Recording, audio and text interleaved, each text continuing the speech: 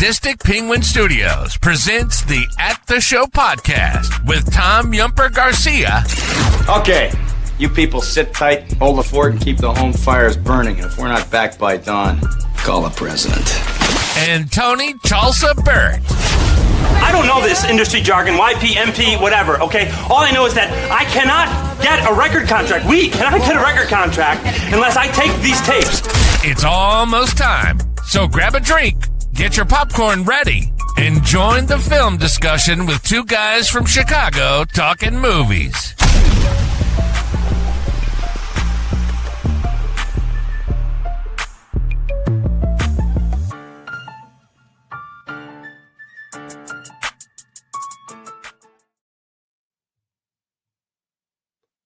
Hello, and welcome to another episode of the At the Show podcast. I'm one of your co-hosts, Tom Yumper Garcia, and I'm with my other co-host, Tony the Sugar Baggy Burt. How you doing, my man? Doing good. Let me ask you a question real quick. You ever have a dog that is addicted to treats? How do you cure this disease? Because it sounds like a horror movie I'm living in over here. My dog, they're little treats, but giving if she doesn't have her 6 or 7 treats, she does not stop. And if Katie starts this, oh, here's a treat to get out of here, because it's been going on. And just a little while ago, we tried to eat dinner and put her in the bathroom, and she's just barking in there for her treats. Ever have that happen to a dog?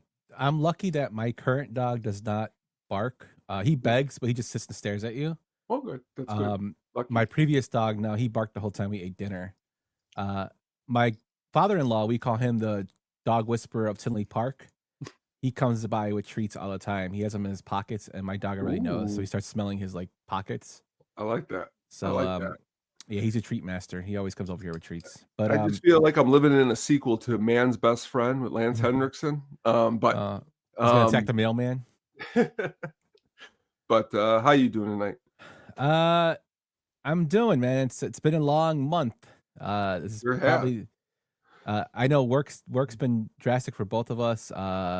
Usually this is our most busiest month in terms of content production.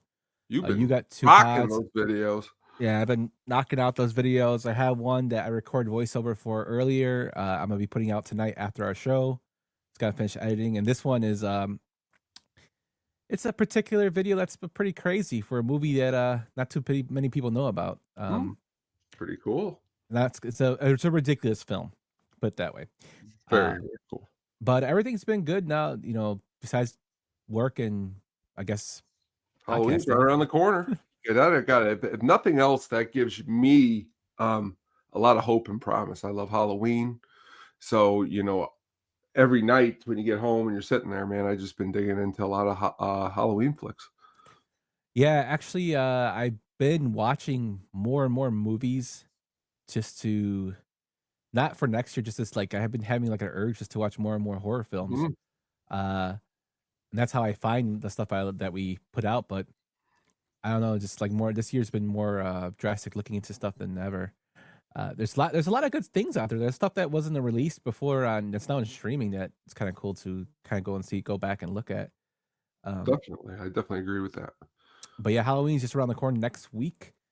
It's the 24th. We're on episode 28, I believe, of this season, not counting everything else we released. The year is flying by very quickly. We're finally in the cold fall weather. For all those people who are complaining about the hot summer weather, be ready to bundle up because your ass is going to be freezing in the next 2 months, and I don't want to hear no complaints about snow when it comes. I used to think that I liked the cold more. I'm starting to feel like I like the hot more. Yeah, man. I mean, the summer's the best.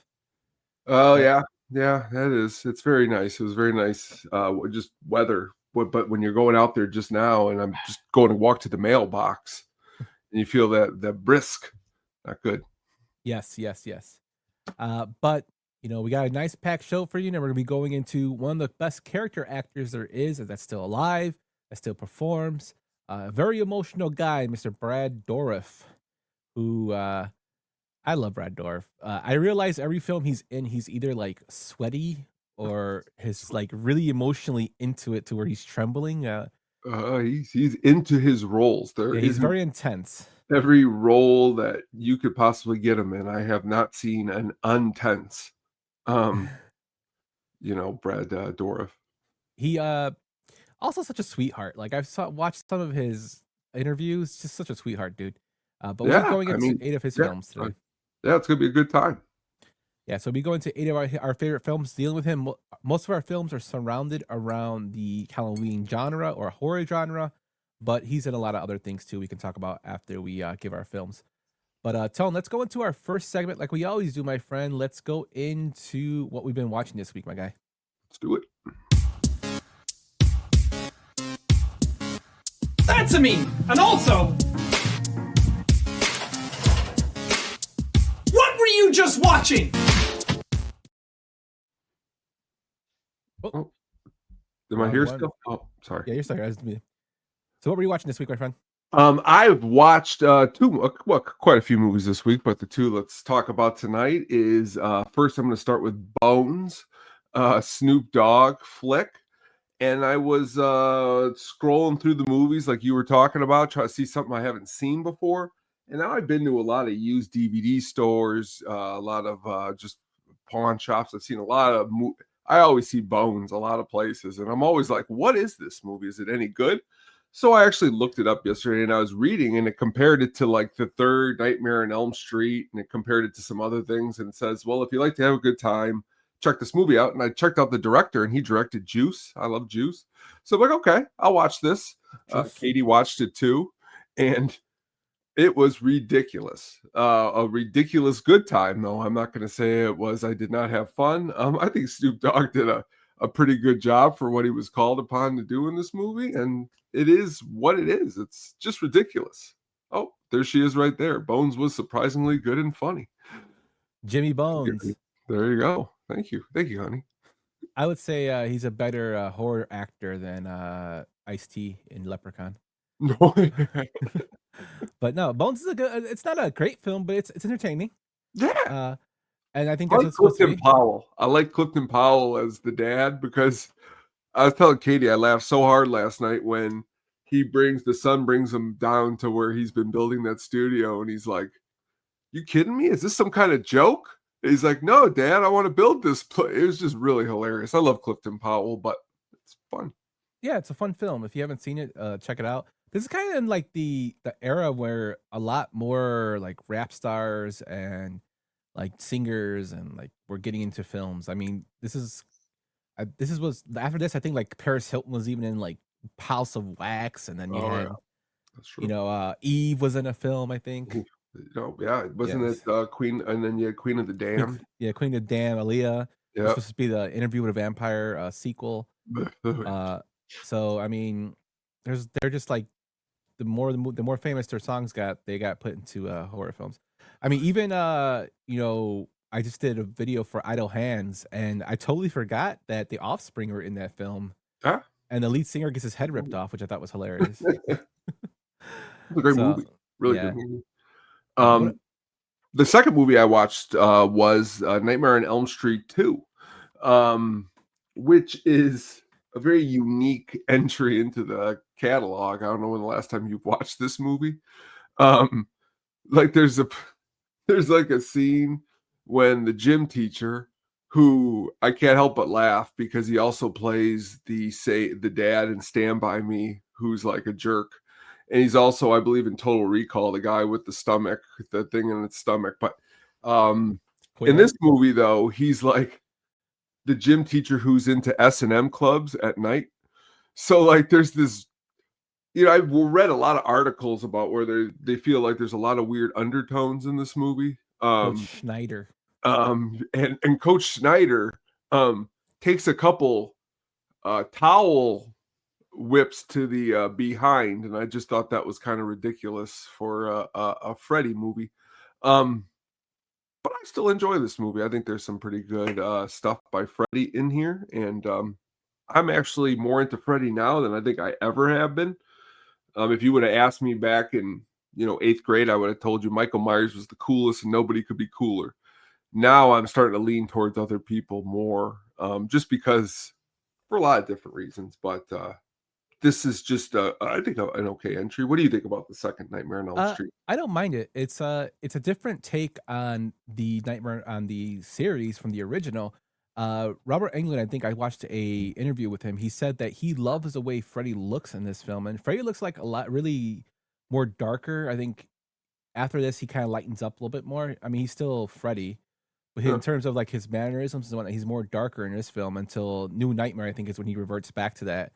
But this film does have a lot of undertones. I mean, there's a lot of homoerotic undertones, and I think they call the lead actor in the film the Scream King, Yeah, they did. Jesse. So I mean, it's actually a really good film, to be honest. There's a lot of stuff that's pretty crazy when he rips out of people's bodies. He's basically becoming Freddy. Oh yeah. I actually like this film. It's not the one of my favorite scenes is when he goes to like the pool party and he starts killing people. It's like ridiculous. So it has a lot of undertones, but I think that like I was reading it's like due to like the it's had so many rewrites, but I mean it doesn't bother me. It's just like a different flavor of Freddy, and I kind of like that they switched up things. I miss the days when you could go like in the early 90s, go to the video store and see the video boxes. Because if you're watching online here, the poster that I picked, that was like the original box you'd see, and it's really cool. And all the boxes for the Nightmare on Elm Streets are cool, but I just find it to be a very interesting character, Freddy. And he does a good job in this movie, and I think everybody actually in the movie does a good job for what they're called to do. Even Coach, what'd you say, Schneider? Yeah, Coach Schneider. Ridiculous role. But that's what's funny about it. I mean, me and Katie watched this and we're like laughing at some of this stuff because it's out there, but in almost a good way. So it's cool. Yeah, it's definitely out there, man. But I highly recommend people to watch the original for Nightmare on Elm Streets before they get into the newer stuff, the 3, 4, 5. Like the first two, I think, are just so different from each other. And then that's 3, 4, 5 kind of go into the same kind of like follow the same formula a little bit. No, don't, please. We could get in a debate. No, we're not going to do that now. I love 3 a lot. 4, I'll agree, is a little bit, but 3 is really good. No, I'm saying in terms of like 3 and 4 kind of are like they have the same characters from there, the Dream Warriors. But in 4, what's cool about 3 is Patricia Arquette is the main girl, and then in 4 they get some. I don't want to call her a cheesy blonde, but they get somebody who plays the same character, but it's not her, which makes the movie. But it's crazy because the guy who directed 4 was Rennie Harlan, who goes on to direct like Cutthroat Island and all these other movies that end up tanking, but they wouldn't have given him all this money if he didn't direct that 4th Freddy movie. I actually do not I only had one movie on VHS that I had for a long time, horror, when I was a kid, and it was Freddy 5. And all these kids would want to come over to my house to watch it. And for some reason, I got to watch it again because I just don't like Freddy 5. But I got. Freddy's dead, right? No, that's Freddy 6, which is cheesy. Freddy 5's the. Is Freddy 5? Is he the one? Oh, the Dream Child. That's the one with the. Yeah, Dream Child. There you go. With the nun. Where the video game, he even goes into the video game, which is kind of a cool scene. That's Freddy's Dead. Oh, that is Freddy's Dead. You're right. It's with Breckenmeyer goes into the video game. You're right. 5 Dream Child. Yeah, 5's Dream Child. 5 is just very, to me, I don't know. I gotta watch it again though. But that being said, what have you been watching, my man? So I went back to one of the classics. I went back to the film The Fog. I have to watch this every Halloween. It's one of my favorite John Carpenter films. Of course, John Carpenter, in my opinion, is the master of horror, the king of horror in terms of the way setting the genre. Even though he hasn't done anything in like, I don't know, it's almost 20 years. I still love John Carpenter. The Fog, to me, is one of the first movies I watched as a kid, and being The Thing after. But it still creeps me out how like just the fog comes and they have the visuals of it, of having the pirates come and kill people. And then I love the opening of the old man telling the ghost story around the kids. And then of course you have Billy, Adriana Barbeau, or everybody calls her Billy. If you don't know, I'm talking about Creep Show. She's in Creep Show. Her name was Wilma, but everybody calls her Billy. She's awesome in the film. And I totally forgot that they were married at one time. That's why she was featured in a lot of his films. But what can you say about The Fog, man? Oh, great movie. Great concept. I lived with somebody at Ball State, and he I only had like 4 DVDs, and one of them was The Fog. And he would just play these movies over and over. And I'd never seen The Fog before. And I'm shocked that it took me as long as like 2001 to see this movie, because it's up there with all the rest of Carpenter's stuff. I like the story more than anything. I mean, you talk about a cool story. The remake is really, really bad and cheesy, but this is really good. Yeah, the remake is garbage. Now, I'd watch it with you and have some laughs, but I'm just not going to say it's a good movie. But I'm okay with watching those type of movies. This movie, though, is different. It's a classic. As you said, the characters in which they're played, unfortunately, I just keep getting in my head. What's his name? Billy's husband in Creepshow. He's in this. What's the actor's name? From But he's Creepshow, like the priest. you mean, He's the priest. He's the priest in this. Father Malone? Yes, his mustache. Hal Holbrook. Hal Holbrook's mustache in Yeah. this one is always. But like, there's just cool lighting in this movie. And honestly, the music, and it's John Carpenter. There's really not a lot you can say. Honestly, I can't even think of anything bad about this movie. You could say. Yeah, it's a lot of great, visuals, a lot of great atmosphere. I like the fact they don't show; they just give you like silhouettes of what's going on of the people in the fog, which I always thought was cool. And Tom Atkins apparently is in like every 70s and 80s like horror film where he's trying to get with the girl. It's crazy how much he led, and then all of a sudden it's like, where did he go? He was in Maniac Cop 2. He dies in that film though. But yeah, I watched The Fog. Weapon? Is he in Lethal Weapon? I don't know. Let me. Is he the one who's his daughter, and that's who they're trying to go and find? And he's like, "You better go and find her." I could be wrong. I can tell you. I'm getting. Yes, he is. He's Michael Hunsaker in Lethal Weapon. Yeah. He's like the guy in the beginning who's like, because his daughter's the one that goes missing, and he's like telling. Great actor. You can't. I wish in an alternate world you were like, let's do a Tom Atkins 5 and 5, because I'm sure he's got enough good movies to do something, a 4 and 4, whatever good movies to do that. But he's great in The Fog, Halloween 3, But excellent pick, man. Mm-hmm. Thank you. The second film I went with is a film that not a lot of people talk about. It's actually Arnold Schwarzenegger's. I believe it might be his only horror film. Don't quote me on that. But it's one of the films I went to go see at the theaters. It came out around Christmas time, and I believe in like 1998, if I'm not mistaken. 1999. It came out in 1999. Now this film was like blown up.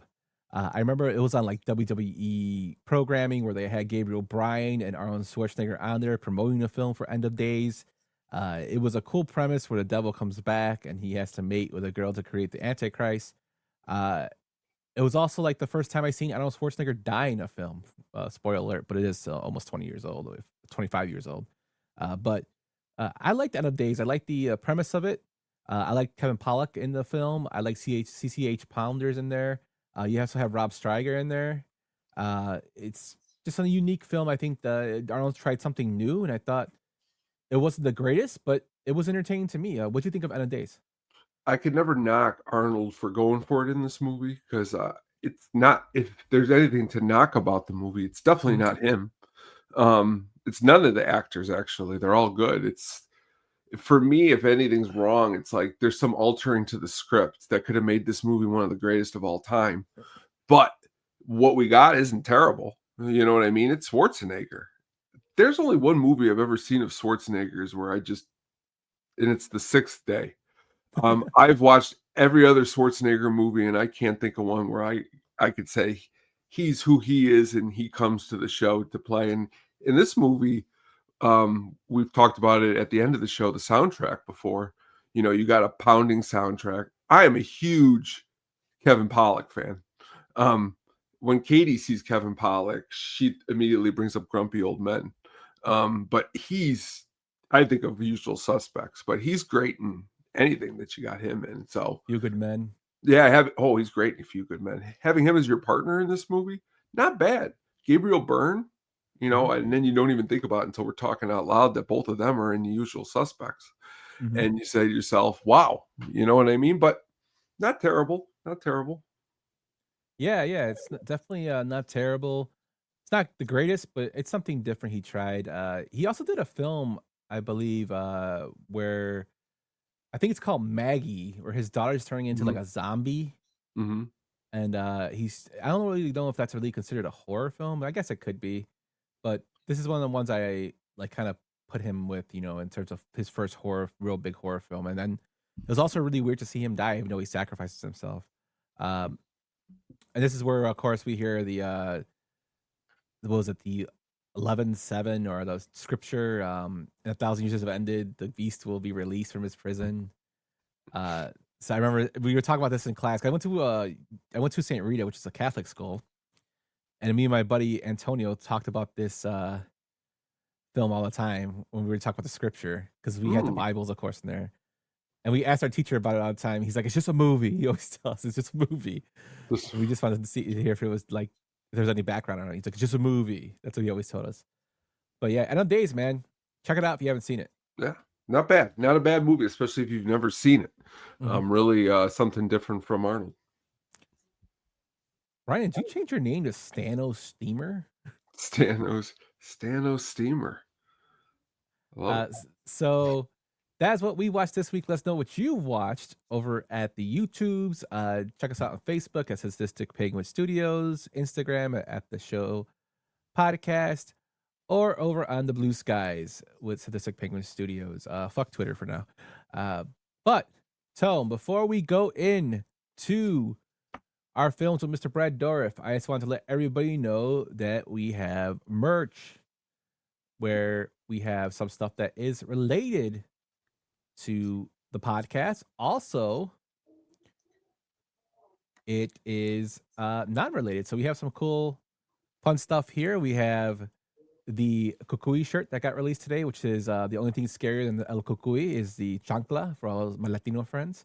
We have the Killing It, Michael Myers, Jason, Leatherhead, Freddy shirt that's out for a limited time. Tequila ones, Resist ones, all stuff here. All stuff in this goes to our help with just paying the bills for keeping the website going, etc. So if you buy something, it goes there. For the Resist shirts, proceeds are going to go to National Immigration Justice Center. So if you buy something there, I will put that towards that when we stop selling them, which will probably be in a couple months. So be sure to check us out at sadisticpenguins.printify.me. That's sadisticpenguin.printify.me. Or if you're lazy, you can just scan the QR code on the screen right now. If you're listening on the audio portion, we'll drop a link in the description. I think it's already there. Also, I have a dog thingy too that says I do what I want when you're not looking. A lot of this stuff is goes on my Etsy store, so that's why I just connected it so you guys can get that thing too if you want it. But yeah, check this stuff out. This helps to support the pod, and we also have our stickers for our personal pods, such as the Hookup on Music, and our Sadistic Penguin Studios shirt and pod, and then a bunch of parody movie ones. So be sure to check that out. And if you guys want anything, let us know in terms of what you guys want anything in the future. Awesome. Very cool. But with that, Mr. Tone, do you have anything for news and rumors? Not a whole lot. I just I'm really, like I said, excited to dig into these Brad Dourif movies. And before we do that, what was I gonna say? Any new trailers coming out? What's coming out soon? Anything that you've seen that's coming out in the next couple months that you're gonna go to the movies and see, or do you think there's nothing more really this year that's coming out? So I want to see the new Running Man. Yeah, I go with that. I really want to see that. To be honest with you, there's a Depeche Mode documentary coming out on Thursday. Oh man, Joey P comes in the live chat right when I'm talking about the Depeche Mode documentary. It's coming out on Thursday. That came out on Thursday. I really, really want to see that, but unfortunately, I can't when it's in theaters. But that's something that looks really, really good. Joey's actually going to go see it with his awesome wife, Sandra. So maybe we can get him to talk about it. Very cool.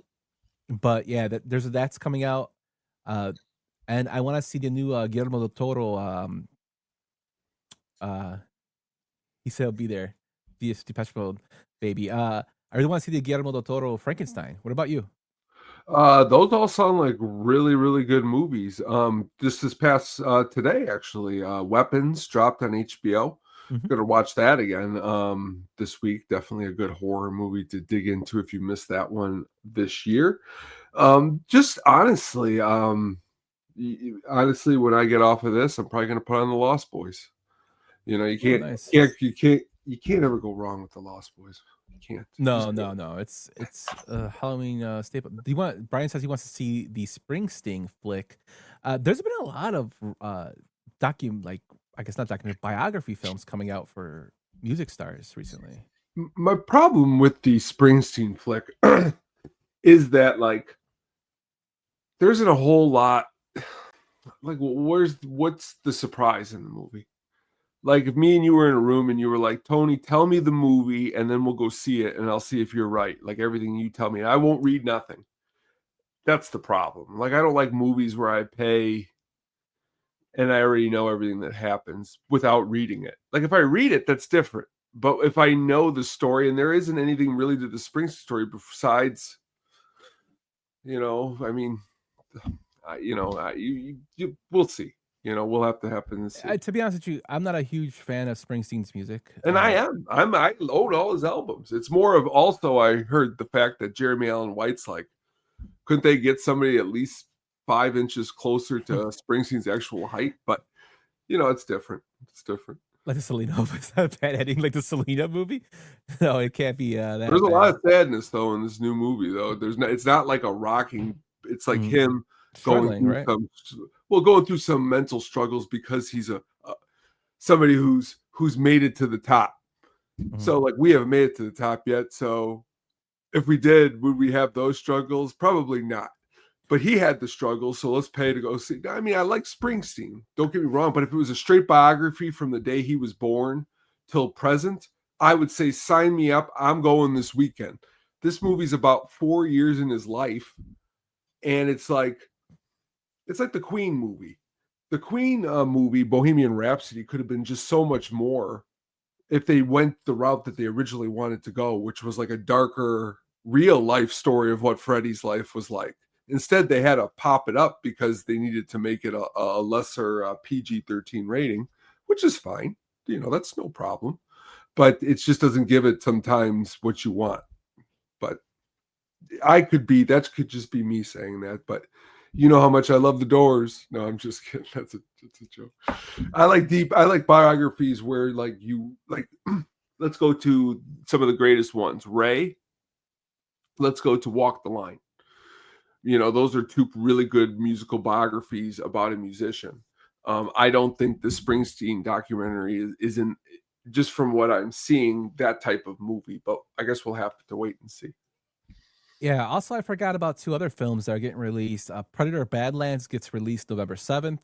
That film has I believe, a PG rating, and people are complaining about that. But I think it's due to the fact that there's not a lot of human blood. There's cyborg blood, I guess, in it. I want to see how that goes. And also, we have that movie with Sydney Sweeney when she plays Christy. She plays the coal miner's daughter, as they will. Christy Martin, who's a boxer that I grew up watching box. And then I think she got beat by Layla Ali. But yeah, those 2 movies I kind of want to see. I was a big fan of The Fighter. I really like The Fighter. So hopefully Christy can kind of get on that level. That'd be kind of cool. When I went and seen Black Phone 2, which I told you was a really good movie recently, they played 4 or 5 horror movies that actually look like we're going to be in a good run this next year for even more really good horror movies. There's another one with Sydney Sweeney and Amanda Seyfried that just looks incredible, where Amanda Seyfried hires Sydney Sweeney to be like her stay-in like nanny, and just stuff just goes bonkers. But that one looks really good. There's this one called Primate, where I think I told you about. I don't know if I did. It's pretty much the best part in Nope. with that Yeah, chimpanzee. That looks pretty good. And you just, I think horror is going to be really, that's not a genre that people will have to worry about, because this year definitely pumped that up even more. yeah. So hopefully horror makes a really, really big comeback. Yeah. And you got Five Nights at Freddy's Part 2. That too. Trailer, honestly, the first one was but I watched the second trailer. They showed that one in the theater, and it looked better than I thought it was going to look. Skeet Ulrich is going to be in it with Matthew Lillard, a Scream reunion. Yeah, I'll watch it. But I mean, there's Keeper coming out too. That's another film that looks interesting. So horror is kind of making a little comeback. So hopefully we can talk about those films going forward the next couple of weeks as we go see them. I am going to see The Black Phone next week, the 1st. So Cool. we'll go see it the 1st. Awesome. So I'm looking forward to that. But with that, my friend, we're going to be talking about the great Brad Dourif tonight. So before we get into his films, tell me a film that you saw like where you first exposed to Brad Dourif. What I wanted to bring up, actually, which was crazy, because I sended you my list. I sended you my list, and then I like almost threw a fist in the air because I thought about the most coolest thing Brad Dourif is in, and it isn't a movie; it's a television episode, and it's an episode of my favorite show of all time, and it's a horror show. It's a show called Tales from the Crypt, and he is in the episode "People Who Live in Brass Hearses." And who does he star in this episode with? Probably one of my favorite actors of all time, Bill Paxton. And they are brothers. And boy, I've never seen a pair of stupider brothers in my life, but because they play them and they just do such a great job. But this episode of Tales from the Crypt it's straight fire. It's straight awesomeness. If you haven't seen this one, they pretty much want to rob this ice cream truck guy is pretty much what it is. And I love Tales from the Crypt because, number one, they're 30 minutes. So if you don't got time, but you want to watch a movie, it's like gives you everything. You got the arc, you got the story, you learn about everyone, and then it's over, and there's like this huge twist. Well, the twist in this one is just incredible because you find out the ice cream guy actually has a twin brother that's attached to him. And just insane craziness, but Brad Dourif just plays such a fool in this episode, and I love him for it. And that's probably one of my, of course Chucky, but me just seeing him and remembering him, such a great role. Yeah, that part. I remember that part. This guy's a man right here. He just sold me, a man after my own heart. He used to get in trouble staying up late. So did I. Tales from the Crypt. That's amazing. Thank you, Joey, for that. That's cool. Yeah, that episode was just so weird how the ending is when he's giving the kids ice cream.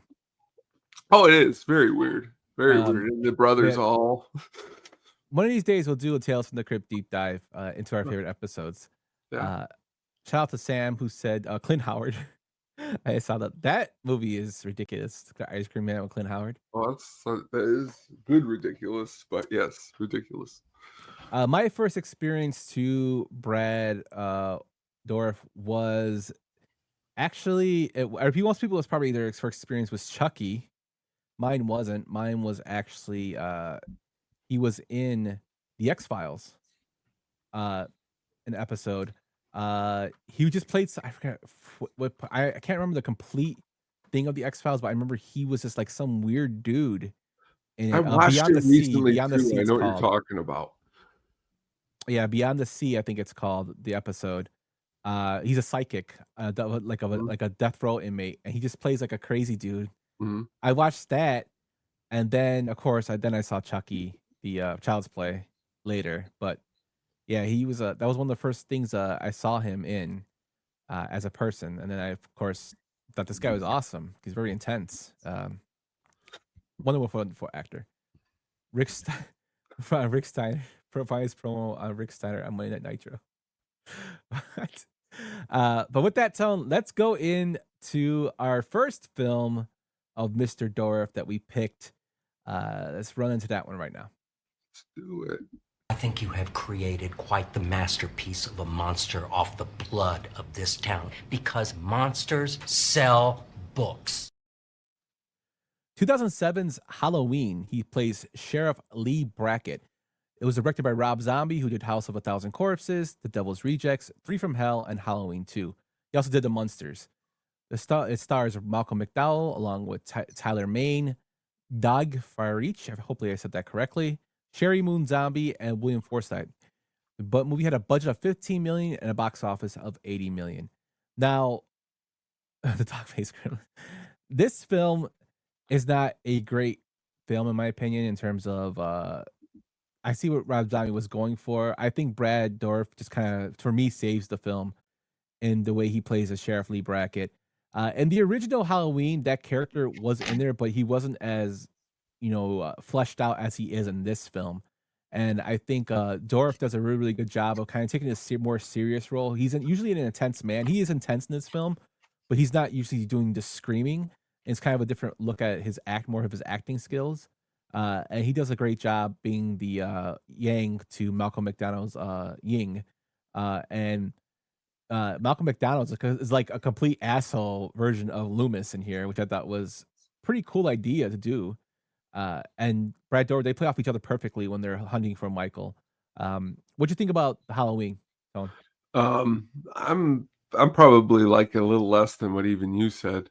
Mm-hmm. But when I brought it, like Katie likes this one. I don't know. I think she likes it more because it's, it feels a little bit more real than the other ones. Not that she loves the other ones more. I think she's actually wearing a Halloween shirt right now. But this one, just for what it is, part 2. I don't know if I've ever made it through part 2. But this is just, it's very violent.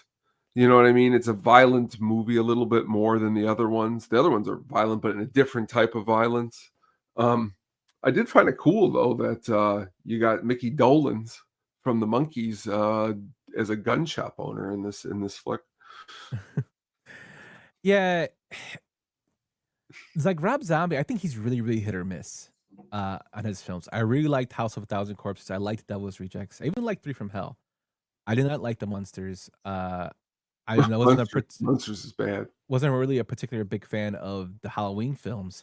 And John Carpenter wasn't either. And it's not that fact that it was a remake because I want to see his vision. Like, we talked about a remake that came out on last episode. We talked about the Friday the 13th remake. Wasn't the greatest film, but I like the way they went with even the Texas Chainsaw Massacre remake with Jessica Biel. Wasn't the greatest film, but it was kind of cool the way they went with it. Yeah. This one I can see like they replaced Michael with like this big 6'8" dude, which is like, okay, you want to make him physically imposing. One of my favorite parts from this film is actually just when he fights the guy in the fucking bathroom. The guy ate like a Nacho Supreme or Burrito Loco Supreme. Remember, he's like, I'm gonna be here a while. And the man still gets up and fights him with a knife after he's trying to poop. And Michael kills him. Like, I love Rob, and I think I love his music. I think he's amazing. But I think he always relies a little bit too much on Sherry Moon, Mm-hmm. which doesn't say she's bad, but more. But he likes that B movie stuff, you know what I mean? And I think that's what he's trying to go for at the same time. So maybe, me saying that is is that. But I mean, it's not a terrible movie by any stretch. And again, the Halloween movie series is, if not one of the best, one of the top horror series, Did you go to Rob Zombie's American Nightmare? I sure did. And it popped up on my phone this last week on Facebook. It was 14 years ago. Oh, wow. Yep. 14 years ago, huh? And it was actually a lot of fun. That was a lot of fun. But again, he should have kept bringing it back, but he didn't. My Brian said it was effing terrible. Why am I a skank? Oh, Brian, you skank. I've never been to it, but I've heard like my partner at my old job, she went to it and she told me she liked it. The Gacy room was crazy. But I always thought it was kind of interesting how he's a big fan of horror. I think he owns like almost every horror film on DVD or VHS. I remember they had a Cribs, MTV Cribs, in his room. He was filled with them. Well, we didn't wait in line for 6 hours. If I had to do that, I definitely would have left. I think we waited maybe 30, 35 minutes. Second, they used to have a show on MTV called Headbangers Ball, Mhm. and I'll never forget, they had Ricky him on a Redmond. whole season, and all he did in the background was paint their back wall, and Ricky was doing, like, all the music stuff. He was just back there, and I realized when he was doing that, what a great artist he is, and Mhm. he does their booklets. So, like, to me, the guy's just a master artist. So, like, when he did the haunted house, it's like, okay, I'll check that out. But as a filmmaker, especially more recent films, they haven't been hitting very much. No, but I like his music. Lords of Salem's not the worst, but you know what I mean? It's all for what are you looking for in this stuff, and it's really a lot of it's campy, it's B movie, and I think the Munsters should have been a lot better. Yeah. Dr. Satan. No. Yeah, but I think Brad Dourif for me in this film kind of saves it That's about to make it watchable. Now the second one I can't get through it. It's stupid to me. But I don't know. Moving on, my friend. Let's go and see your next Brad Dourif film. I got a new game, sport. It's called Hide the Soul. And guess what? You're it. 1990s Child's Play 2. He plays the voice of Chucky. It's directed by John Lafia. Hopefully I said that correctly. Who also did Man's Best Friend and The Blue Iguana. He also did a game that is infamous in the gaming world called Corpse Killer, which is pretty hilariously bad. The film stars Alex Vincent, Jenny Agutter, Garrett Graham, Christine Elise, and Grace Zabriskie. Hopefully I said her name correctly. Apparently I've been getting a lot of flack about the way I pronounce names. I'm sorry, yo. Box office of 35 million and a budget of 13 million. Tell me why you picked this one, Town. A blast, a fun, great time. Imagining Brad Dourif cutting his lines in the booth, like what you just played right there, it makes me laugh. It's as quickly as you said, like in part 4 or 5 or 6, or as Freddy goes and he gets more ridiculous, Chucky jumps right from the ridiculous from like the half of part 1 all the way for the rest of his career. He's just dropping one-liners. I love in this movie when he goes and Andy gets the other one and he buries him in the back and he like pretends to be him. I like the campiness in this movie. I like they have a jagoff dad that's involved in the plot, which he unfortunately doesn't make it through. The sister, I think, did a good job. I just remember this one a lot because if I'm not mistaken, I watched the first one, and I mean I was pretty young when I saw that one. When this one came out, I was more like 12 or 13, so I got it more. I understood more than I did the first time, and I thought it was great. And they played it on cable all the time. Yeah, I remember when this film came out. I saw the first one, and then this one came out, and I was like really, really excited because I saw Brad Dourif in the first X-Files film. That's when I saw him as a person. I didn't know who Brad Dourif was. I didn't know he was a Chucky guy. Of course, I watched Chucky, but I didn't know he was the guy who did the voice as a kid. And this film came out in like 91, I think, came to VHS. I remember going to Masterpiece Theater video with my mom and brother. And like when I grew up, I don't know if it's the same with you, Tone, when you go into the movie store or the movie rental place, they used to have chips, like little circles on hooks that would show how many of the movies they had. Yeah. We did not, there was none of them on there for Child's Play 2. And my dad happened to know the guy who owned this video rental store. His name was Jaime. Him and his brother owned it. And he knew we were coming. He's like, "Oh, I got it for you." He had it under his front of his counter. He saved one for us. So I was so excited to see this film when we rented it. The picture of him cutting the Jack in the Box was always like infamous and iconic to me. I remember he was on MTV. I think he was like introduced into the Hall of Fame of horror, like the Horror Hall of Fame Awards. He was like this when like Child's Play got really, really popular. And reading it, I thought that I read that Chris Sarandon was supposed to come back as a detective, and I guess they cut his scenes for budget reasons. Oh, which Interesting. is pretty crazy. But this is actually a really decent, good sequel. Alex Vincent, it still surprises me how great he acts as a kid. Yeah, I mean, he does. You know, for a sequel, you're saying to yourself, you could. It's going to be. That's the same thing when we talked about Nightmare on Elm Street. Like, there's something about Jason 2, Freddy 2, Halloween 2, Chucky 2. I like them all quite a lot for some reason. And I think it's because you don't get as much of the introduction to the character as you do just straight getting right into what they're about and what they're going to be doing in the movie. You even mentioned Hellraiser too. You know what I mean? That's 5 right there. Also in the movie though is just a very good like the ending, like the way Chucky goes down. Just Yeah, he gets fucked up in this movie, like really bad. yeah, really, really bad. And it's cool the way in part 3, that's kind of how it starts. It starts with how part 2 ends. I like that. And just like how part 2 starts, how part 1 ends. And you know what? It makes sense how he comes back because the blood's mixed with the what I don't get is why they clean up the skull from the first one, but I mean, I guess they're trying to save parts. But it makes sense why they're doing. I mean, it makes sense how he comes back. But I like in the beginning, he like the guy he's playing like in the office, and like that's where Chucky like it's just good it's some good campy horror stuff. Yeah, it's very, very campy. And it's like I still like the Chucky films. I think until they got into like the Seed and stuff like that, they were ridiculous. Seed is bad. But I mean, I heard the show had good reviews. I mean, Dourif's kind of good. His daughter's a good actress. She acts in some stuff too. That's really good. She's in the Chucky's. They did a couple movies before they did the series. They're kind of more straight to video movies. They're not terrible.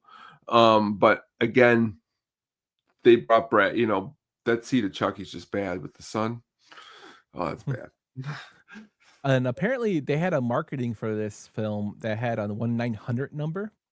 Oh. And you could hear Chucky's voice if he called it. It got 40,000 calls in 1 month.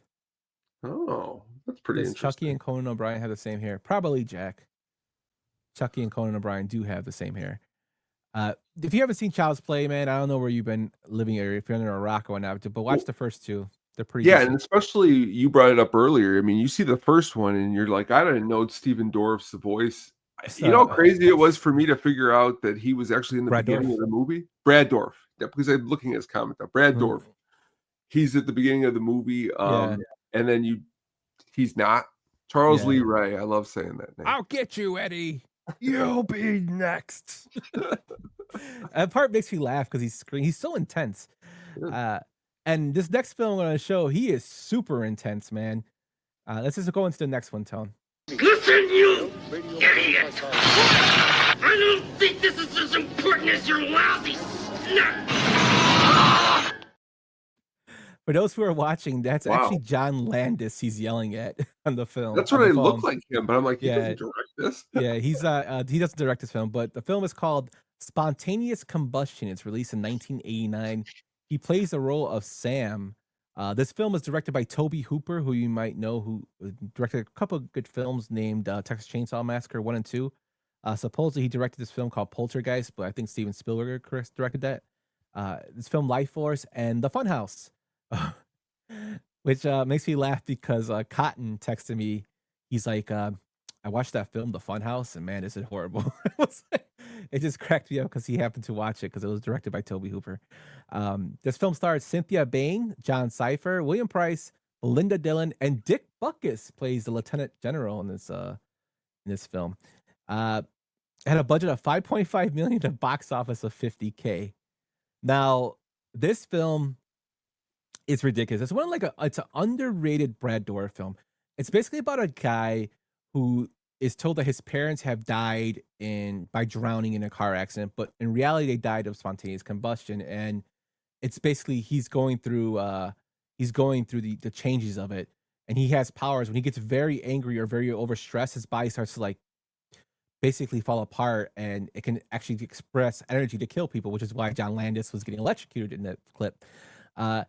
Brad Dourif saves this whole film. You can actually watch this on YouTube for free. Uh, Really? it's in Spanish if you look up spontaneous combustion in Spanish. But it's an English film, but it's under a Spanish name. That's all I'll tell you. Just look on the net and you'll find it. Great film. It's corny as hell. Brad Dourif steals the show. This is like his one of his few leading roles I know him in, where he's the main person. And it just goes with all the myth and the gravitas of how people are dying. Like spontaneous combustion has been something that's been discussed for many years. I remember reading about it in books. It's still, I mean, I believe it can happen. People just disintegrate and their body just over turned on fire. Some people don't think it's true, and some people think it's like they'll swear by it. So it's just one of those things like about the human body, and it was just one of those films that cracked me up because especially it has like the little cameos like John Landis in it. Have you ever seen this one, Tone?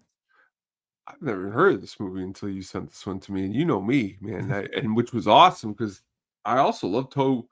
I must have somehow missed when I went through the Toby Hooper collection because I've done it before and missed this movie, and then I must have missed it when I went through Brad Dourif stuff because at first when you sent me the movies, I was like, this must be something in the last 10 years that I just missed, and then I saw 1990, and then I started saying to myself, wow, that's pretty awesome. 89, I mean, that's pretty awesome. Really cool.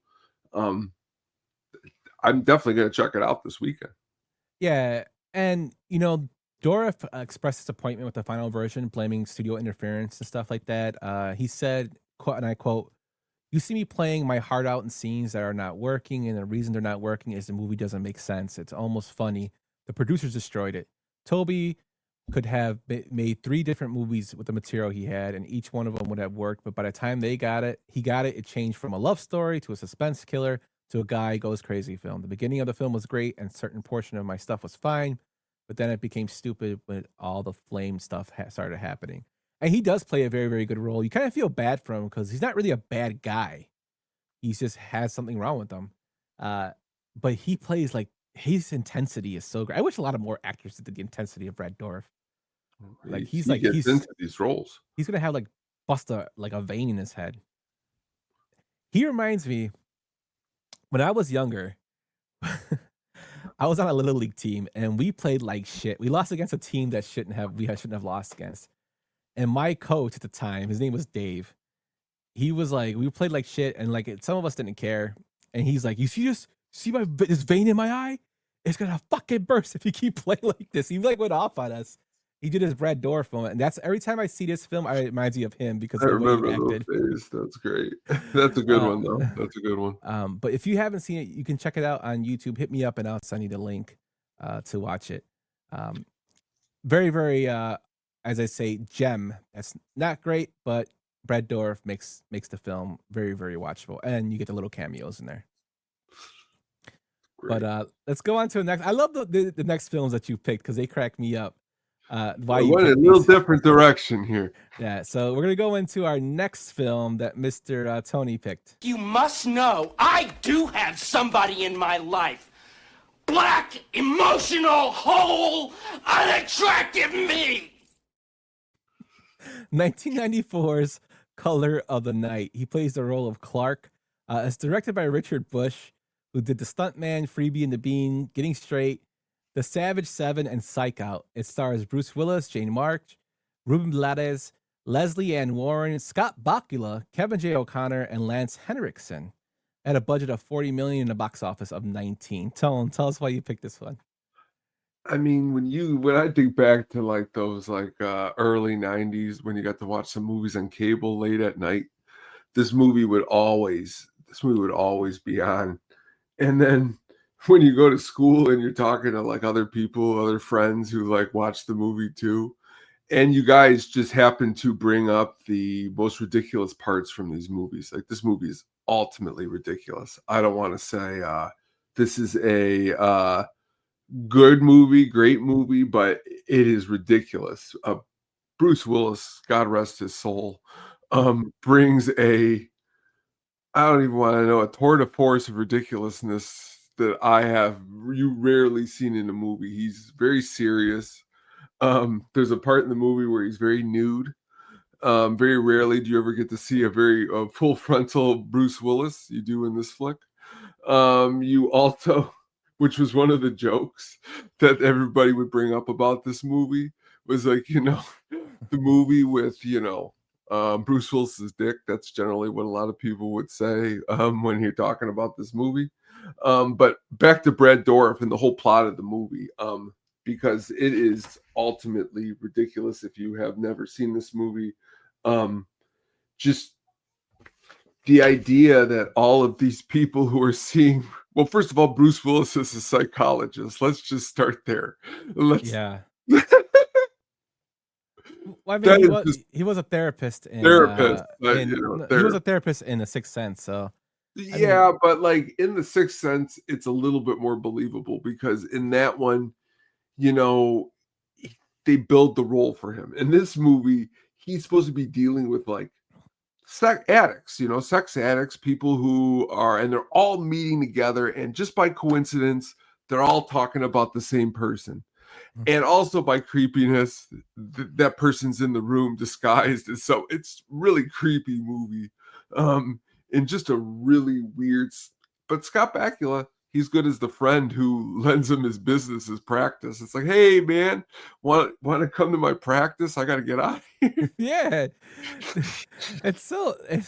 The premise of this film is ridiculous.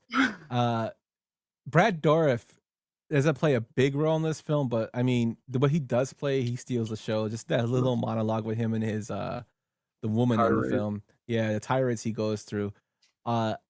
Jay March, I guess, was very, very upset with the fact of being nude in this film. She did not want to be nude, and the director said that he didn't feel comfortable convincing her to be nude for the film. And to go with what you said about Bruce Willis, I think he came out and was like saying that like, is everybody? Oh, he said that would everybody referring to me like, did they see my dick? And I'm like, what? Bruce Willis? Oh, quite frankly, are they looking at my dick? Was his quote. This is why I brought it up. When will you ever talk about this movie ever? Yeah, I don't know, man. This movie's out there. But that's what's scary. See, that's why you just came to why I brought this movie up, because it's scary in a different way. It's scary. It's like, what the hell is going on? Like, why are all these people going on? Because then people start getting murdered. Okay. And if you really want to do a one of the amazing, we do those fan theories. Is this a prequel or a sequel to Pumpkinhead with Lance Henriksen? Like, is he there for his son's ridiculous murder in Pumpkinhead, but he just ends up with no, that's not what happened. But still, ridiculous flick. Yeah, and the cover is like him and her all sweaty. Color of the night. Yeah, it's so sweet. And then like they make it like, because he's colorblind, and I'm like, that doesn't really have anything to do with the film. Like, you know what I mean? It doesn't have like a big plot. Only thing I will give this movie that I think is amazing is the way it looks. Like, everything else that's going on is bad, but like when he's by the pool and the way the sun looks, you're like, I'm like, man, I wish I lived in that house by that pool. But these people are all not good people. I mean, for the lack of a better term, a lot of these people. But poor Brad Dourif, he was really in love. He really loved her, and he got screwed. He had OCD. Well, that's it, and that's why I picked it, because no other movie show will ever be talking about The Color of Night this year. We might be the only one. Yeah, but you know what? Thing too is this. At the end, he kisses her, and then he can see red. But that's the ridiculous. This is early 90s. Like, see, I brought it up before, but like going to the video store with my mom, we were always looking for like what was called like a murder mystery, and that's what this was. And this is the first time I watched. Can you imagine that? I'm like, hold on a second here. What year did this come out? 94. I'm 13 years old, 12 years old, and I'm renting this movie with my mom, watching Color of Night.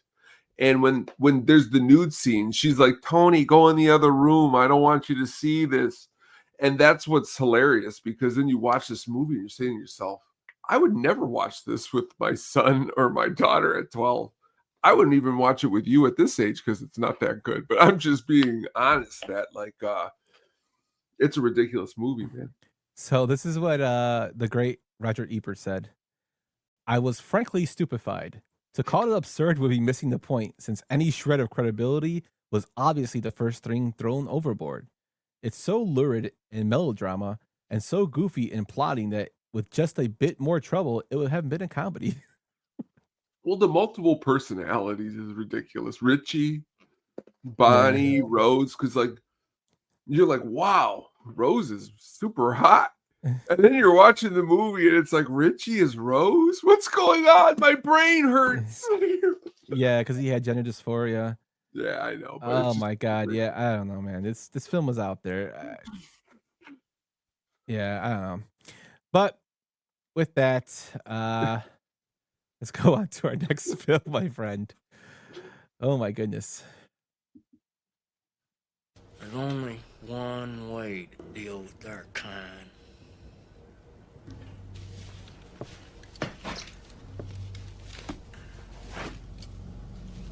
On their own terms.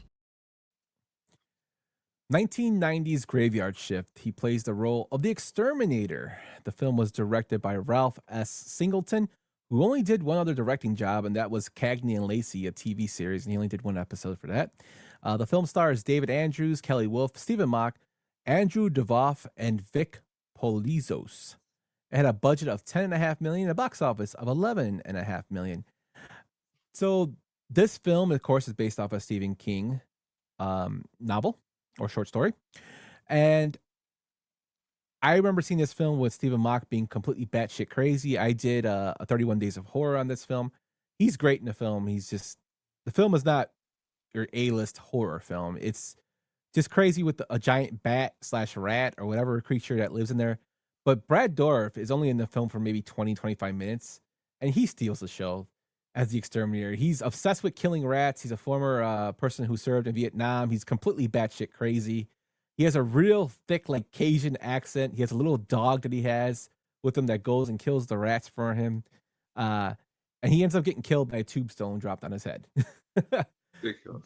But this is a tough film. It's ridiculous. This is a film where the monster gets killed due to a slingshot. So if you haven't seen it, check it out. It's definitely out there. Tell him, what do you think about this one? I thought the rats were more creepier than the bat. You know what I mean? Throughout the movie, but that's the problem. There's some really cool stuff in this movie. It's just that bat is ridiculous. We're getting hit by a slingshot, and that's it. Dourif, though, again, you're right, steals the show. It was interesting to learn when we were doing some research for this that the first cut received an X rating. Because you're thinking this movie rated X, but that's kind of interesting. I'd like to see that cut. I guess maybe because they had too much sex scenes of Kelly Wolf. I don't know. And she dies in the film, which is kind of funny. I wish they would have kept Brad Dourif alive to see him go against the bat. Stephen Mock tries his hellest. I mean, he goes and attacks the bat with his knife. He gives it a hug and starts stabbing it, and it just kills him. But yeah, I mean, he's batshit crazy. And then there's the guy, Polizos, who's I always laughed at that part where he shoots the fire hose at the rats. And he screams. He's like, "Arr!" Every time he shoots them, why is he screaming? But yeah, it's a ridiculous film. It's a slow burn until the end when they go down into the mines. But Brad Dourif keeps it sane, and he kills it as the Exterminator in the film. If you haven't seen this one, watch it. There's not really much more I can say about it. Just Brad Dourif is loved in this film. It's great in it. Now we're gonna go to another film. Now I could not find a Brad Dourif clip where he spoke, but I did find this for you, Tone. Hey Raymond, you get enough beer for Ben too. What kind of beer do you like? Heineken? Fuck that shit! Pabst Blue Ribbon! Raymond is mentioned in that line. Blue Velvet, 1986. He plays the role of Raymond, directed by David Lynch, who did Twin Peaks Fire Walk with Me, Mulholland Drive, The Straight Story, Lost Highway, The Elephant Man, Eraserhead, and Dune. It stars Isabella Rossellini, Kyle MacLachlan, Dennis Hopper, Laura Dern, Dean Stockwell, and Francis Bay. And a budget of $6 million and a box office of $8.6 million. Tell me why you picked this one. This is a creepy movie to me, a very creepy movie. You know, it's not scary, it's not a horror movie, but it's creepy. Just the way everybody acts in this movie. Dennis Hopper is on another level. But like Mr. Brad Dourif as the henchman to Dennis Hopper, ridiculous. As you can see in the picture, if you're watching online or live, his hair. Definitely what you can see in all these movies is he's got a style going in every single movie he's in. Like, as you said, it's either sweaty. You know, yesterday, you know, we've talked about the movie plenty of times on the show before, but him in Mississippi Burning, you know what I mean? Him and just always brings some kind of a vibe to him and what he's doing. But David Lynch he's on another level in this movie, and so is Kyle MacLachlan too. I don't know if I've ever said his name right. I'll have to. He's one name that I should gotten right. I've said it so many different times, but just really good movie. I really like this movie, and I think it's really, really creepy movie. Yeah, he plays like the pimp / husband of the main character. That's Raymond, and he's the henchman to Dennis Hopper. Dennis Hopper is full blown fucking crazy in this film. He's nominated for an Oscar. Just like his outburst, just that little outburst about Pat's Blue Ribbon, and this is right before they go into like the to go see a guy perform Roy Orbison with like a light on him. It's a very, very strange like film, and you would expect less from David Lynch if you watch Twin Peaks. I mean, it's completely out there. Eraserhead, like if you watch that film, completely out there. But Brad Dourif, it's just kind of cool to see him as the sidekick, especially when the Roy Orbison guy's singing. Brad Dourif's actually standing on a chair in the back, like just like kind of bouncing around a little bit. Like it's just so strange. It's and if anybody can out intense anybody like Brad Dourif, it would probably be Dennis Hopper for his intensity, because he is batshit crazy in this film. Not a lot like Dennis Hopper. You know what I mean? Not a lot of people like him, like that acted like he did in movies. And you say to yourself, like, he would have been. Oh, he is in. Isn't he in? He's in Texas Chainsaw Massacre too. Yeah, he's in the second one. I was just gonna say, it'd be really cool if he was in a horror movie, and then he's Lefty. Yeah, Lefty. He was in one. But just like as you said, an out there movie. But all of David Lynch's movies are pretty much out there. Don't think there's one that isn't out there. You know, Lost Highway, out there. You know, this is out there. Just all out there. Yeah, it totally fits his style of film. This film is very intense, very, very dark. But he draws you into that world, and you're just mesmerized by what's going on the screen. And they keep you. It's not what I would say. It's a long film, but it's not really what I'd say a slow burn. It's more, it progresses. Like you're just going through the motion, watching it, and you're like, "What the fuck is going?" Like it keeps you really into it. I would highly recommend this film for anybody who has not seen it. Blue Velvet is a very, very underrated film. This film, I believe, I don't think Hopper was nominated for an Oscar for this film. Was he not? Yeah, no, he was not. He was only nominated for Easy Rider and for and Hoosiers, which I think this film he did a 10 times better job in this film than he did in Hoosiers. For some reason, the song always sticks in my head. She wore blue velvet. Just really, the music and it's out there, because you're saying to yourself, this is like the mid 80s. You know what I mean? Mm-hmm. And there's just something very bleak about the movie. It's almost like you took Tim Burton and you made him 20 times bleaker. That's just what it feels like. Everything's just even more bleaker than a world of Tim Burton. Yeah, and The part that creeps me out is when he's like in the car and he takes a hit That's the of the thing. He's drug. like, he's like cussing, and he's like, everyone's just like, what? Yeah, but he's like, then he goes like, "Ooh, baby, want me baby." I was just that part, like the way he switches on from like being like intense, and then he goes into like the baby voice. When Kyle MacLachlan's in the closet, he's just like looking out there, and he's like acting. Oh my god! Yeah, the But candy colored clown. They call can him you the ima- Sandman. can you imagine? That's what's cool about it, because you're saying to yourself, David Lynch has got this script. He gives it to Hopper, and Hopper goes with this. You know what I mean? And so does Dourif and everybody along the ride. And you say to yourself, there's nothing else like it, which I guess is what makes it unique. And this is one of the quotes that Dorf says to Dennis Hopper. Just listen to this. This is an actual quote from the film. Brad Dourif's character asks Frank Booth, who's Dennis Hopper's character, he says, "Do you want me to pour it, Frank?" And Frank says, "No, I want you to fuck it." Shit, yes, pour the fucking beer. That's how like ridiculous this film is. I read that he says the word "fuck" 56 times in it in the film. It's ridiculous. You have to watch this film if you haven't seen it. It's definitely a trip. Yeah, and just check this one out. It's definitely worth it. Believe me. Report back and let me know. Let us know. Moving on, my friend. I sometimes do special things to my victims. Things that are creative.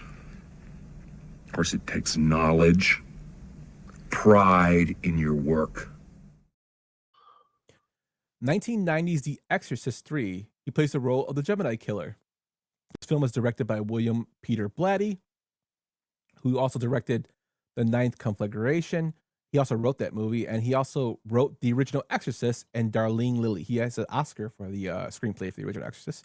This film stars George C. Scott, Scott Wilson, Ed Flanders, Peggy Alston, Jason Miller reprising his role of Father Karras, Nicole Williamson, and Nancy Fish. It had a budget of $11 million and a box office of $39 million. Tone, I've hyped this film up to you a bunch of times. I watched this again. This film creeps me more than the original Exorcist, to be honest with you. And I said that this film was like 1-1. I would say this film's, but to me, it's my favorite of the series, with The Exorcist being number 2. Brad Dourif, I think, just seals the deal for the way it's shot. Is Father Karras basically has two personalities, Father Karras and then the Gemini Killer, and they come out of each other. Like he comes out like when George C. Scott's talking to them. And Brad Dourif steals the show in like just his intense screaming. He also does the creepy little dialogue like you heard right now. There's a part where he actually sings a hymn to him in a soft voice. And the way he laughs, maniacal, like the way he says, "I will punish you if you don't tell them I'm around." Like just his dialogue is ridiculous. The plot is great. I love how they did something different. There's actually a director's cut called Legion, and Father Karras is nowhere near the film, being Jason Miller. It's Brad Dourif was actually originally supposed to be just Brad Dourif as the priest, and the Gemini Killer wasn't him. So that is the William Peter Blatty version that he had that you can watch. I think it has like an extra 50 minutes of screen time, but they use archive footage from the film to fill in the spots. I like this version better with Jason Miller. I think he's great in it. A lot of weird dream sequences in this film, and a lot of jump scares, but ones that are like, holy shit, what was that? And a lot of creepiness. There's a part where George C. Scott's in the old folks home and he's talking, and you look up and nobody's noticing, but there's like a woman crawling on the top of the ceiling, and that's freaky as hell. You have to see this film. I highly recommend it, Tone. I ended up watching it this week because you sent it to me, and that was one of the ones that I said to myself, finally I got to give into this. I can't be scared. I got to watch it, and it is an incredible movie. I like the first one, but I like this one more. I think I liked, and I think it's back to Brad Dourif, who we're talking about tonight. You know, you take him out, and let's just say you put in somebody else, I might not like the movie as much. But I think he really, that scene you just played there at the beginning, I'll remember this till I long gone off this planet. Your video that you put together, the 3 minutes, 30 Days of Horror, Exorcist 3. And seriously, I remember watching it, and I was sitting there at like the kitchen table, and I was sitting there, and I was actually scared after watching your little video, because I don't have any other movie you've ever done or I've ever seen where I felt that way. There's something about this movie that's just scary and freaky. I can't even explain it. Yeah, the crazy thing is, so I did the original in my original 31 Days of Horror 4 years ago, I believe. Mm-hmm. And I always edit my voiceover with my headphones on, and I used to edit the scenes with my headphones on.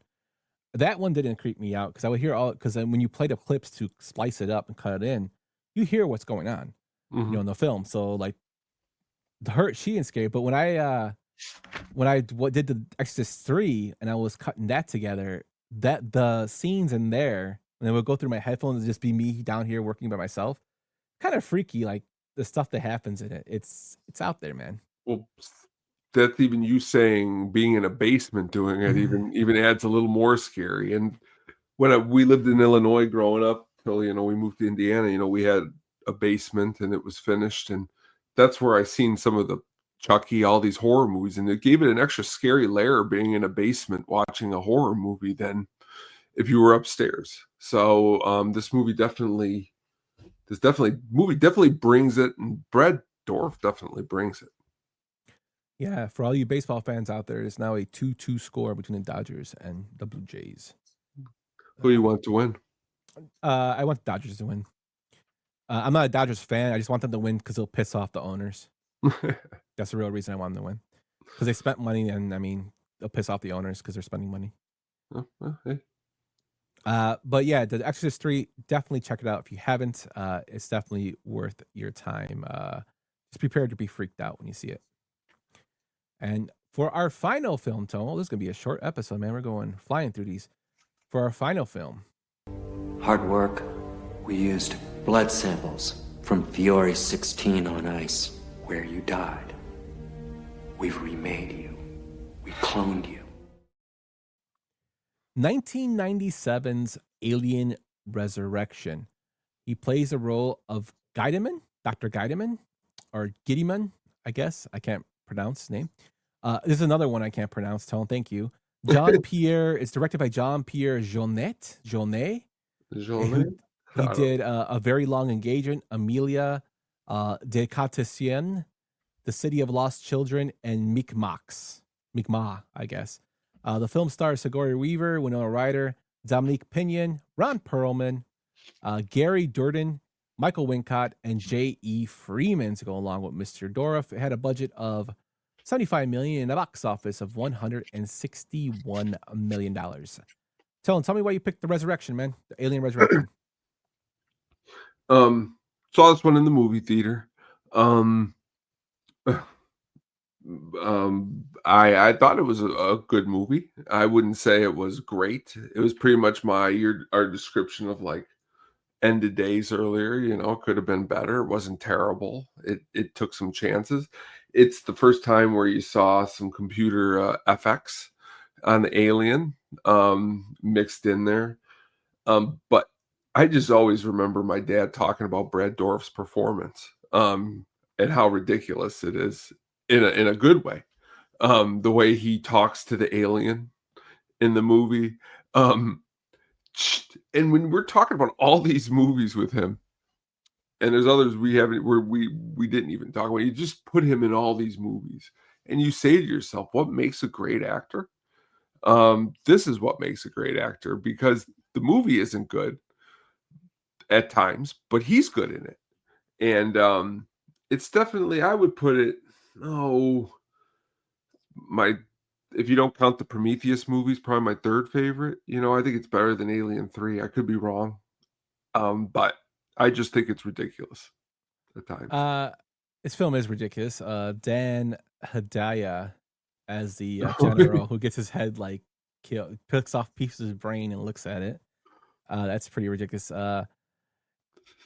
Brad Dourif. I was gonna use this clip to let you showing on the screen of him kissing the glass and then like doing the, but it was like not really good for sound. No, People who listen to us audibly, so that's why I went with the other clip. But yeah, he's ridiculous. And then he gives this big monologue when she's giving birth to the flesh alien who there used to be a basketball player that looked like him. I forget his name. I'll think of it. But like the flesh alien that comes out, like who's another ridiculously looking thing. Also, yeah, that Ripley apparently is in like feels pain for. That's like her kid or something. I don't know. And then you have Gary Dordan, who, when I first saw this film, me being me, I thought it was Lenny Kravitz at first. But Are you gonna go my way? Yeah, but then I found out he was from CSI Miami.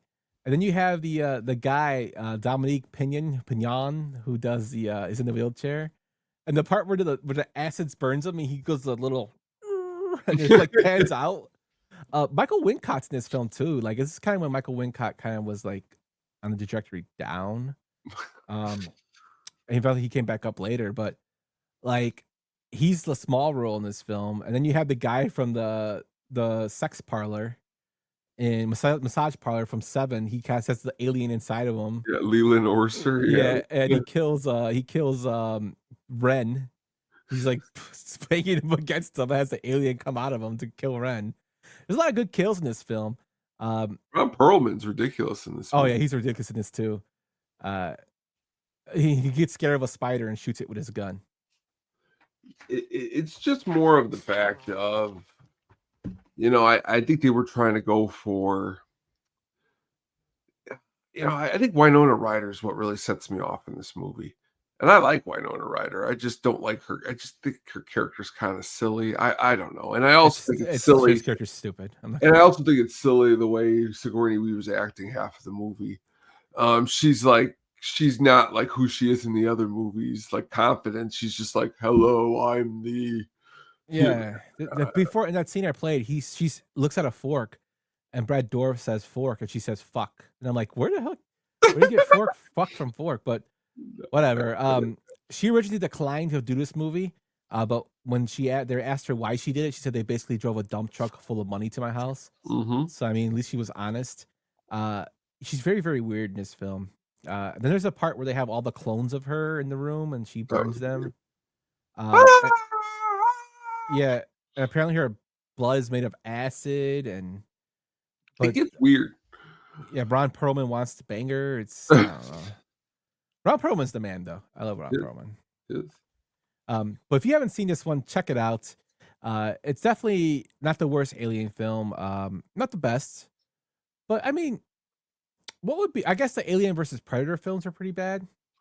Yeah, I mean, those are like those are borderline unwatchable at times, but they're also, the first one I would say is better than Requiem.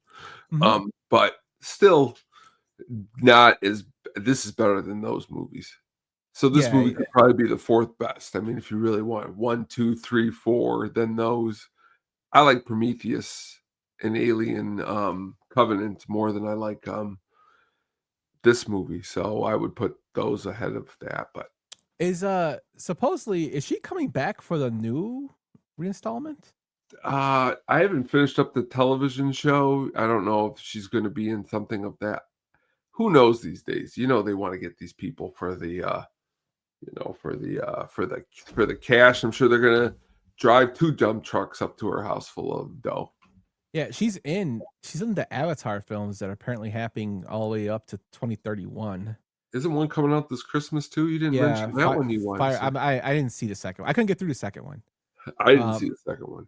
Fire and Ash, then 4 and 5. I love James Cameron. I just can't get into the Avatar films. I don't know. It's just me.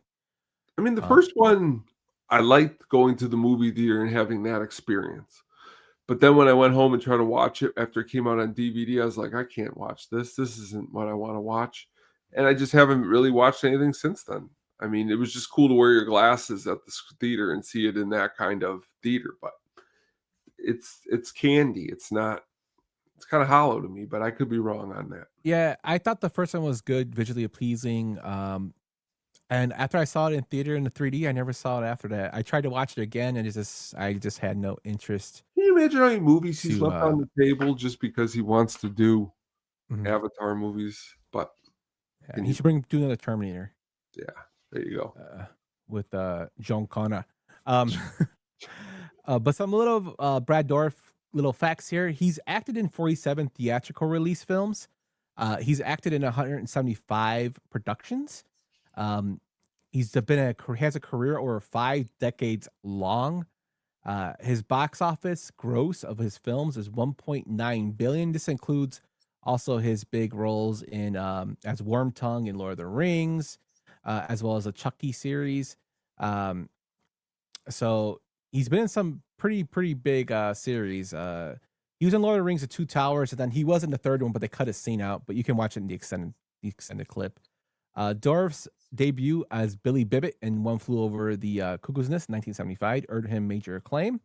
He won a Golden Globe and a Best Supporting Actor from BAFTA, and was also nominated for Academy Award for Best Supporting Actor. Later, he received a Primetime nomination for his role in HBO's Deadwood. He plays a doctor in that series and in the film. He's awesome in it with Calamity Jane.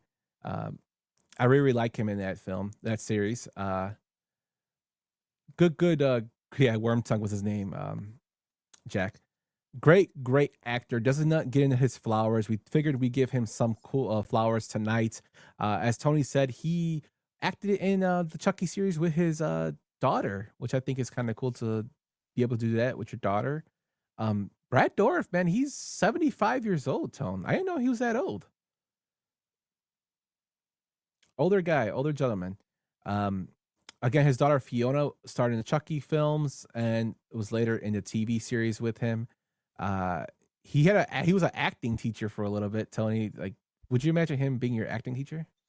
I would sign up for all of his classes. Can you imagine him yelling, sweaty in your face? Tony, more intense. And that's why I picked this overlay, because it's totally the epitome of me thinking of him teaching.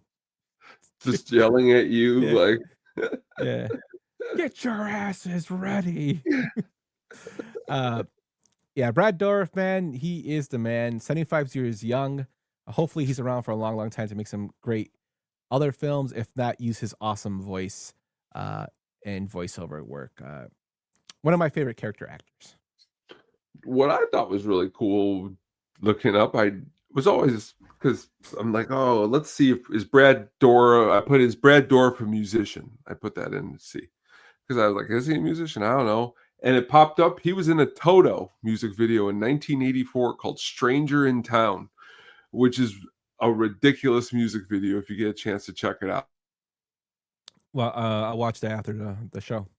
"Stranger in Town." Yeah. Brad Dourif, man, using everything. But with that, we're going to close up this episode of Brad Dourif, or this portion of Brad Dourif. Going away. When we come, Tony comes back, he will get into his Sugar Baggies Am I back? of the week. Yes, you are back now, sir. All right, there you go. There we go. Tony's internet is the culprit of our show. It is. Mine is also, but only happens before the show. It usually goes out. So we both have internet problems. So screw you, Xfinity. But any final thoughts on Brad Dourif, Tone? No. We covered all his movies. I'm sure one day we can do a deep dive on One Flew Over the Cuckoo's Nest, because that's probably, you would say, is one of his best movies. Just really cool to start off that way, and then go into all these horror genres and Mississippi Burning and so many other awesome movies. So just a great actor. Yeah, just a great actor. So before we get to the Sugar Baggy soundtrack pick of the week, I just want to thank everybody for watching and listening and messaging us and supporting us over at Statistic Penguin Studios. Tone, let everybody know what's going on the hookup. We'll be back this weekend sometime, and we will be digging into some more cool holiday classics for the Halloween season, for your Halloween party planning, whatever it just happens to be. but definitely going to talk some really good music, concerts, and other awesome stuff. So please tune in. And also go back and check out yesterday's James Bond Moonraker episode. We talked about that, and we also talked about how cool it was when Brad Dourif got the crap beat out of him by Gene Hackman in Mississippi Burning. So go back and check that out. And also check out your amazing Frame to Frame with Cotton on the Toxic Avenger. I love when you do videos and I don't know much about the movies because I learn so much. Even when I don't, I know the movies I learn, but learn a lot. It's cool to check that out too. Yeah, thank you, my man. Joey says try AT&T Fiber if it's in your area. So we do have AT&T. Tell him, Joey, but since I live in a townhouse, I only can get up to 40 megabytes download, and I can't switch to it because of work. I'm sure it's more reliable. There's supposedly Comcast has laid fiber wire close by us and other parts of Tinley. Maybe they might be doing it now. Tone, do you have AT&T Fiber by you? It's ironic that Joey should bring this up because we got a sign on our door this week that they were laying AT&T fiber right down the street. So if he's saying it's better, maybe that's something we're going to look into. Yeah, check it out. But for me, I did do an episode with the great Cotton, aka Cubes fan. We did the Toxic Avenger 2023 versus the 1984 film. That was fun. I've been doing the 31 Days of Horror. I just dropped day 23 yesterday, which is a John Carpenter film featuring two of our favorites from the Big Trouble in Little China, Victor Wong and Dennis Dunn. The film is called The Prince of Darkness, and also has Donald Pleasance in it from the Halloween series. Directed by John Carpenter. Great film that is very, very underrated. It also has an appearance by Alex Cooper in there, which is always cracked me up when I watched it. Tonight, I'm going to drop a very ridiculous film that not a lot of people know about, but when you hear the name of it, you're going to be like, what? But it's going to have some little humor in this one.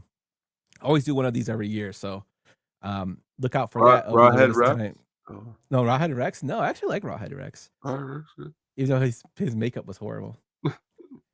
And I always like think too, like always in that film, not always, but in that film, it really got me like exposed to English people saying bloody.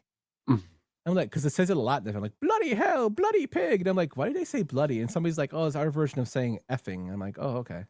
Like, but yeah, check out that. Again, thanks for your support. We appreciate all your support, all your comments, all that stuff. And check out all of Tony's stuff, as well as Getting Drafting here. It's going to come back the 29th with, I believe, Baloney and Herb. They're going to be doing, what was it, Chicago Athletes? That's what I thought he said. Yeah, Chicago Athletes, I believe. They're going to be doing a draft, though. So check that out.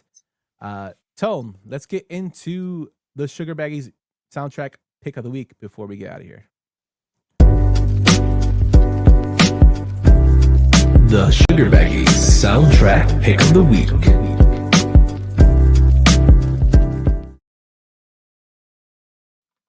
We are going to go back to Rob Zombie's Halloween film to talk about some of the music that was in this movie.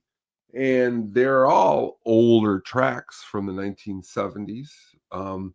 But there are some really awesome songs. And the first one I'm really going to highlight here tonight is one of my favorite Kiss songs, God of Thunder. This song is amazing with the guitar. Rest in peace, Ace Frehley. I remember as a 8-year-old dressing up as the Star Child for Halloween. I think I was like 13. 8 was a little young because I wasn't listening to Kiss at 8. But great soundtrack. Don't Fear the Reaper. Don't Fear the Reaper is a song that I could listen to a lot and it never gets old to me. Misfits are on there. A track from the Dazed and Confused soundtrack, Love Hurts, is on there. But I think this is the best part of the whole movie is the soundtrack. That's probably where I will give this movie a pretty good high-flying standard because they were trying to go for a 70s theme in some of this music, and they really pulled it off with the songs that they picked. Yeah, God of Thunder, I'll always remember from WCW when they had the Kiss wrestler. They performed that song, and the Kiss wrestler, I think, who was like Brian Adams or Crush. Yeah. He was a Kiss wrestler, and he appeared, and he came out to God of Thunder. That was when WCW was kind of going down the drain. But great music on this. You got Don't Fear the Reaper on this. Baby I Love the Way by Peter Frampton's in this soundtrack. I think there's the Halloween's done by like the Misfits, right? Yeah, Halloween 2 that's on the soundtrack by the Misfits. It's really what I like is that the movie, because he was going for like a 70s type of vibe, he kept the music to what he was trying to convey, which is always good in a soundtrack, and especially a horror soundtrack like this one. Joey says it had to be a Kevin Sullivan creation. I don't know, man. Like, it was just probably them trying to get something going.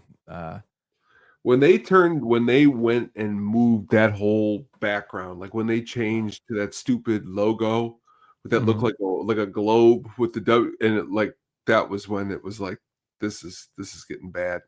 I was wrong. The guy who played Demon was Dale Torberg, who worked for the Chicago White Sox. Yeah, he was their strength and conditioning coach. Yeah, until 2022. I love you so much. I didn't want to correct you, but I'm glad that you brought it up. So thank you. Yeah, ridiculous stuff there. Because my brother-in-law, we'd always be sitting in the stands, and he's like, "You know who Dale Torborg is?" And I'm like, "No." And he's like, "He's the guy who was the Demon." And I was like, "No, he wasn't." And he's like, "Yeah, he was." And I looked it up on my phone. I'm like, "No shit." I'm sure getting hurt walking through that stupid logo. Joey says. Oh yeah. Brian Adams was supposed to be the original. He was guy. You're not okay, wrong about that either. That's where I got it wrong. Yeah, ridiculous stuff. What a time to be alive when the Kiss Demon came out to wrestle. Yeah, great soundtrack. It's such a great movie. Another thing too, the kid in the film always freaked me out. Like, not in a bad way. Like, he wasn't scary. He was just strange. Well, that's the movie. And I'm not saying strange as a character. He was just like, the actor was a strange character. Yeah, a strange guy. Like I don't know. This is me. He looked like a kid. He reminded me of like one of the Hanson guys. That's who he reminds me of. You pumped for the new Stranger Things season? To be honest with you, it's been like so long. I'm not even careless about it. And then they're gonna split it up into 2 parts. No, it's like 5 parts. You mean like 2? You mean like it's 5, like hour and a half episodes? Yeah, it's 5 episodes, and then they're gonna split it up into another 5. Oh, is that what they're doing? Yeah, or 4 and 4 or some shit. I don't know. I'm like, how much longer do you want to like, drag this out, man? Money talk. All I know is that Eddie better come back. That's all I know. Come back. Yeah, Eddie better come back. That's all I know. And Dustin better live. But besides that, yeah, man, I don't know. Now you threw me off my thing with the Stranger Things thing. I was thinking about the wrestler. Now I'm thinking about the Stranger Things. Well, that's our show, people. It was a short one today, and only an hour and about 40 minutes. So sorry, Cotton. Shout out to everybody that listens. Also to mi hermanos y mi hermanas. Stay strong with what's going on. You have our full support. And stay safe, Chicago. And with that, Tone, any closing words before we go? Everyone out there, have a great weekend. Have a safe Halloween. Watch some horror movies, and we'll see you on the other side. Yep, we'll be back in 2 weeks, guys. Take it easy, and adios. Thanks for listening to the At The Show podcast, a Sadistic Penguin Studios production. Game over, man. It's game over. What the fuck are we gonna do now? What are we gonna do? Maybe we could build a fire, sing a couple of songs, huh?